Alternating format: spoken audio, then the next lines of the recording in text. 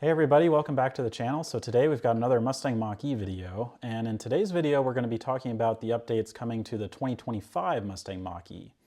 We're also going to be talking about the prior model years 2024, 23, 22, 21.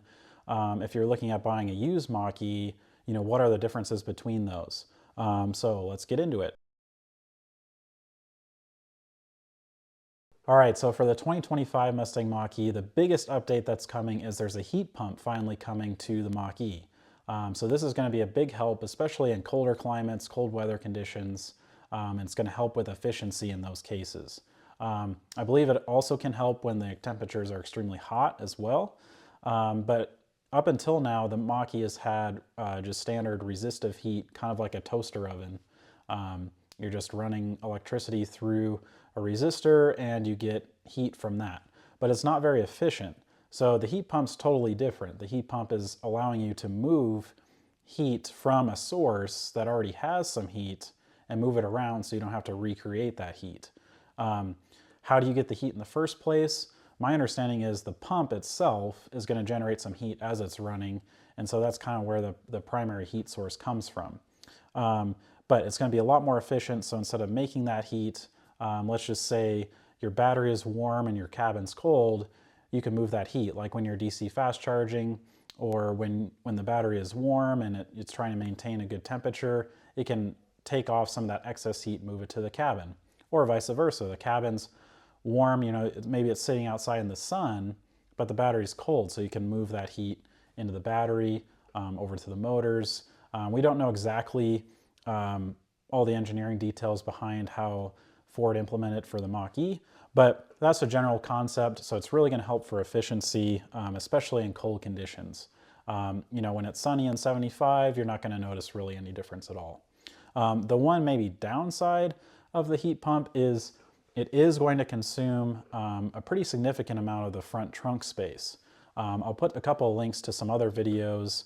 There's one at the LA Auto Show on the Mach-E vlog, and they get into a little more details there of what the front trunk's going to look like.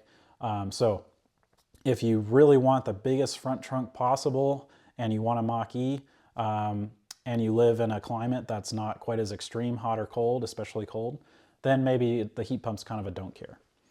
The other big thing that's supposed to be coming is ventilated seats. So the Mach-E has had heated seats, but it hasn't had any cooled seats. So that's supposed to be coming as well. And then they've made some other updates more kind of under the hood. The heat pump's under the hood too, but it's a little more obvious that it's there. I've heard they've done a chassis retune on the suspension. So even for the Mach-Es that don't have the higher end Magna ride system, like on the GT, the chassis is tuned a little bit better to remove some bounciness. That's kind of a welcome update. The gear selector also used to be in the kind of the middle of the car and by the armrest right by the driver, so down here, and then it's going to move up to kind of where the wiper stalk is. So that's just another little update to kind of clean up the middle, give you a little more storage for your phone and other stuff in the middle. It's also launching with BlueCruise 1.5, which will initiate lane changes automatically. So up until now, through BlueCruise 1.3 and 1.4, it can do lane changes, but the driver has to initiate when you want to do them. It'll sometimes prompt you and be like, lane change is possible, but it won't actually take the action to go do that.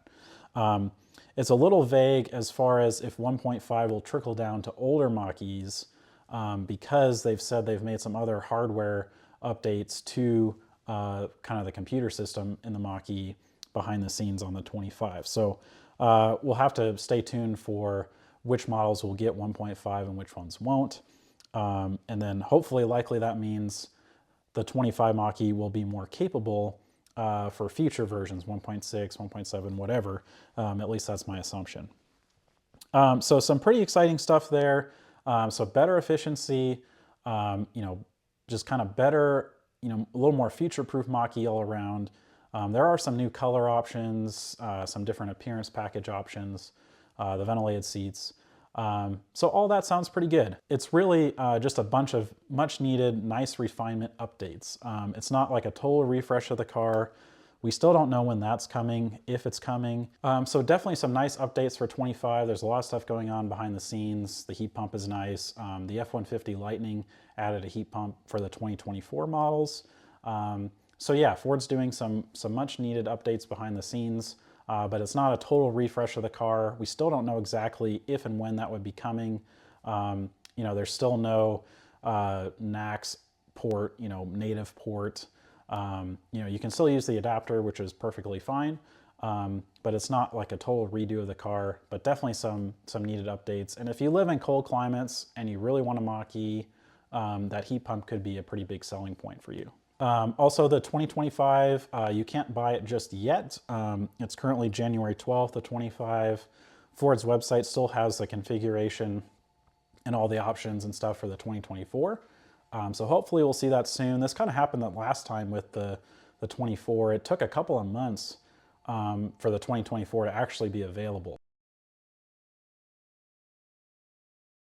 Okay, so that's the 2025. So let's talk about the prior model years. And right now, like I said, it's early January 2025. So there might be new Mach-E's, 2024 Mach-E's out there.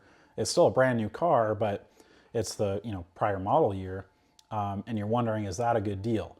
Maybe if you can get a discount on one, it might be, because 2024 added some pretty important updates as well. So 2025 is kind of focused on efficiency, kind of improving those behind the scenes things that are going to matter to future-proof it a bit more. So in 2024, they really focused on making the car faster, both actually performance-wise, 0 to 60, but also faster charging as well. So there's a new rear motor. It's an in-house rear motor. And it has better performance, better efficiency, and most importantly, probably is better thermal management, so it can maintain high performance for a longer period of time. That was kind of one of the bigger complaints on the GT, was this kind of 5-second limitation before everything had to be kind of throttled down to keep things from overheating. And the DC fast charging, it still has the same 150 kilowatt peak charging speed, but it can maintain a higher charging rate for a longer period of time, which just means you're going to have a faster charging time. Even though the peak speed isn't any higher, it can keep a higher speed for a longer span of time. So that's definitely a nice update. 2024 also added the Mach-E Rally option. So that's where the Mach-E's lifted a little bit. It's got the knobby tires, kind of some rally styling and appearance changes. So if you're really into the rally and want a rally model, you have to get a 24 or newer. 23 and below did not have that. So 2023, there wasn't a ton of changes for this model year, but the biggest change really affected the standard range cars. So the Mach-E, since the beginning, has had two battery options, a standard range and an extended range. They were roughly 90 kilowatt hours and 91 kilowatt hours usable. Those numbers have changed a little bit. I'll get into that in a second. But those were the two battery options. If you got an extended range premium, or the Route 1, which is really their long range option, and then the GT, those all use the larger battery. And then the Select model uses the standard range battery, and then you can also get the premium with the standard range battery too, that's what I have. This is a 22 standard range premium trim all-wheel drive. But the biggest change for 2023 is the standard range battery pack switched from the NCM chemistry to the LFP chemistry, which LFP is cheaper. The energy density isn't quite as big. So my understanding is it's about the same physical size as the NCM extended range, but it's 20 kilowatt hours or so less capacity, but it's cheaper. And the charging speed is faster. So my standard range is 115 kilowatt peak charging speed, where the extended range with the larger battery is 150. But on the LFP standard range, it can also do the 150 kilowatt peak. So you're going to charge faster. Now, it's still a smaller battery, but you're not paying as much of a penalty by having a smaller battery. The other nice thing is you can charge it to 100% as well. It's actually good for that battery to be charged to 100% on a regular basis. So that can be nice, especially with the smaller battery, is you're going to want to be using more of that battery. That's kind of one of the tough things about electric cars and trying to take care of your batteries. It's like, well, I should only charge to 80. Ford recommends 90%. And then I need to plug back in at 10% or so because I don't want to go too low. So then you quickly lose, 10 or 20% on top and 10% on the bottom. And then you're like, well, just to be safe, maybe I don't go quite that high or that low. And then it's like pretty soon you're only using like 60 or 70% of the battery, which around town is totally fine. But on road trips, that's not as nice. So it's nice that the smaller battery, it's actually good for it to charge it all the way up. So if you really want the standard range car, because you want something that's maybe a little bit less expensive, I would definitely recommend looking for a 23 because you're going to have the faster charging and it's good for it to charge it all the way up. So, so 2022, and this kind of relates to the 2023 as well. Really kind of the biggest issue that's plagued the Mach-E at the beginning was the contactor weld issue. So there was a whole recall for this. It's the 23S56 contactor weld recall. But basically the high voltage contactors that are able to connect and disconnect the large battery from the rest of the systems, from the motor, from charging, those could overheat in extreme conditions. So if you're doing a lot of DC fast charging or you're doing a lot of open throttle acceleration runs, you could overheat those contactors and they would either weld open, so no contact, you'd have no high voltage battery anymore, or they'd weld closed, so it'd be permanently connected, which that's not great either. So there is a recall out for this. It affected Mach-E's basically since the beginning. So like May of 2020 through May of 2022. So it was like halfway through the 2022 model year. The cars that were affected the most were the GT and I think also the extended range. Now my car is affected, but I'm less likely to run into that problem because I have the smaller battery, the slower charging speed, not as much power output during acceleration. I don't think those contactors are stressed nearly as much. There's not as much current flowing through there as there is on the GT and the extended range battery. So if you're wanting a standard range car, I wouldn't be too concerned about it. If you want a GT or extended range, if you get a 23, you shouldn't have to worry about this issue at all. And if you're looking at 21 or 22, just watch out for that. You can look up if the recall work has been done on the car. All cars got a software update that's supposed to monitor this and basically reduce power, either charging or during acceleration, to prevent this from happening. But if it does happen, then the car would have had the high voltage junction box replaced with supposedly better contactors. There's kind of been some mixed feedback on people have had that done and it's still been a problem. But there's an official Ford recall for all that. So I wouldn't totally let you scare it away, but if you just don't want to worry about it, if you get a late model 22 or definitely a 23, then it shouldn't be a concern. There's also more usable battery capacity added in 2022. So the standard range went from 68 kilowatt hours up to 70 kilowatt hours. Extended range went from 88 to 91 kilowatt hours. So it's still the same battery. They just basically software unlocked more of that capacity. But as far as I know, the 21, really the first model year, they did not unlock that extra battery capacity. I don't know all the details of why that's the case, but basically 22, you get a little more range. And then 2021, this was the first model year. So the smaller battery capacity, definitely have the contactor weld issue as a potential issue. Okay, so all years, just kind of some other notes. Each year there's certain paint colors they add. Sometimes there's paint colors they remove. My car is space white. Like you can't get that on the newer 24, 25 models, I believe. So if there's a certain color you're looking for and that's kind of near the top of your list, just see which model years came in that color.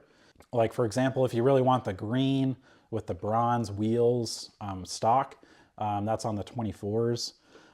So Ford's trying to differentiate the lineup with some of these appearance packages. There's like a night pony package that kind of blacks everything out. So if you're interested in that, you can look for that too. But overall styling of the car is pretty much the same. There's definitely been, probably most of the changes have actually been on the front bumper, and also like the fenders. So originally on the Select, these were not like glossy colored. These are more just kind of plain gray plastic, but on the premiums, they did gloss black. And then on the GTs, they did the body color on the fenders.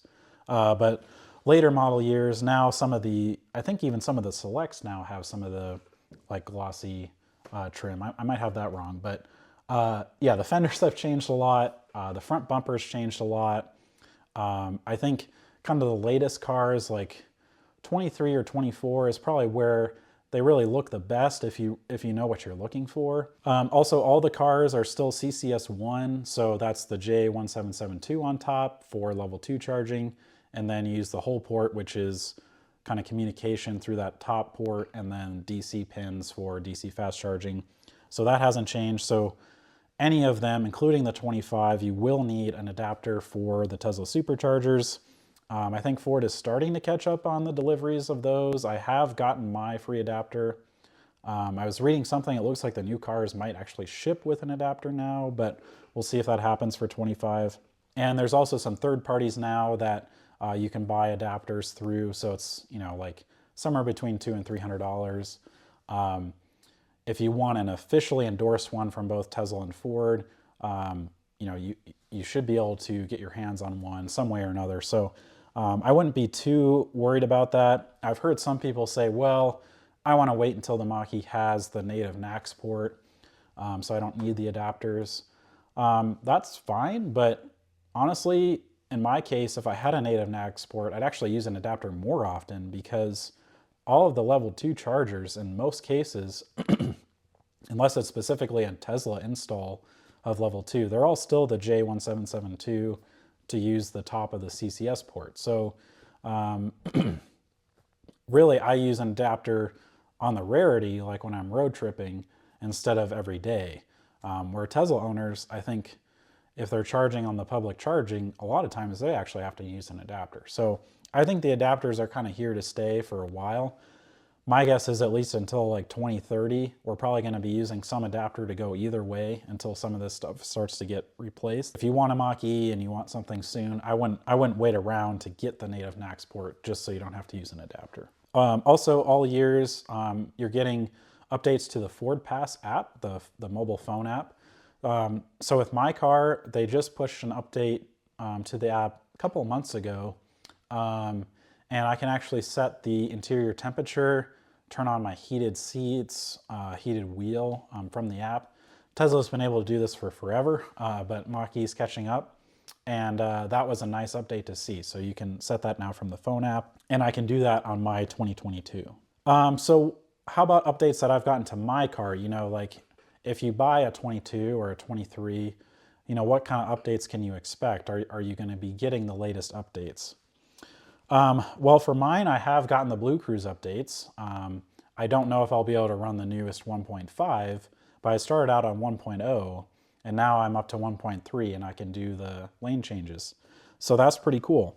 I've also been getting all the Ford Pass phone updates.